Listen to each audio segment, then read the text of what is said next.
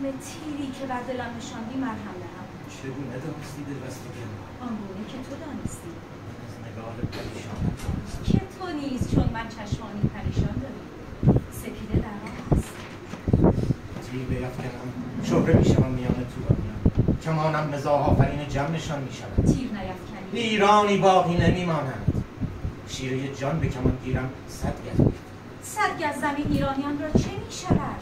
ای بنان هندو مردمان آرام گیرند که سرای منوچهری سر به فلک کشند؟ نه، ایرانیان را قلعه‌ای باشد استوار، زنان در آرامش خاطر فرزندان بسیار به بار آرند و ایران را سپاهی شود غالب تا به برق تیر و کمان و نیزه و شمشیرشان باز بستانند.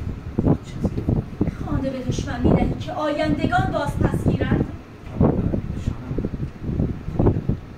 نمیدانم به کدام سوی کجا تیر بیفکنم.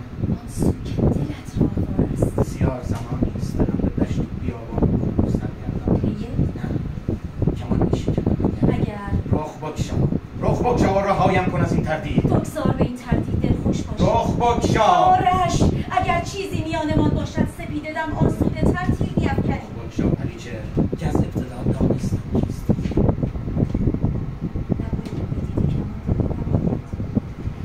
نباید بر تو چهره افشان میکردم. نباید. تو باید سپیده تیر بیفکنی، چون تیر چشمانت که بر دلم نشاندی کمان دار. چون تیر چشمانت. کمان میشکنم. ایرانیان کماندار مرد، آرش کماندار کمان شکست. ایرانیان آرش تو تیر میفکنی. فردا سپیده دم از جان و دل تیر میفکنی. تیر نمیفکنم. کمان میشکنم و کماندار میکشم. به انتظارت عمری نسوختم که اینک چون بزدلان ترسو گردم به تیغ خود سپاری. سختی راه به جان خریدم که پایدار بماند امشب، که فردای این شب تاریک بر بلندای البرز شوی، که بازوان ستم را به وسعت این میک زه بگستراند. این سالها خصم انتظار به جانم لانه گزیده بود و انیس تنهایی خود بودم. افسون شدم آرش، افسون نگاهت، افسون تیر که بر قلبم نشاندی. چون روزهای پیش بر دروازه گونه انتظار به آب دیده تر میکردم و چشمان قرمز از خود را چراغ راه آرش. مردی ندایم داد چون آرش.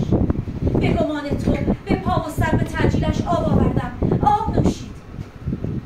چون تو گفتم خبر از آرش نداری؟ گفت کدام؟ گفتم کماندار، آرش کماندار. سخت به دیدگانم نگریست. گفت تو را میشناسم، ایرانی تو را میشناسم.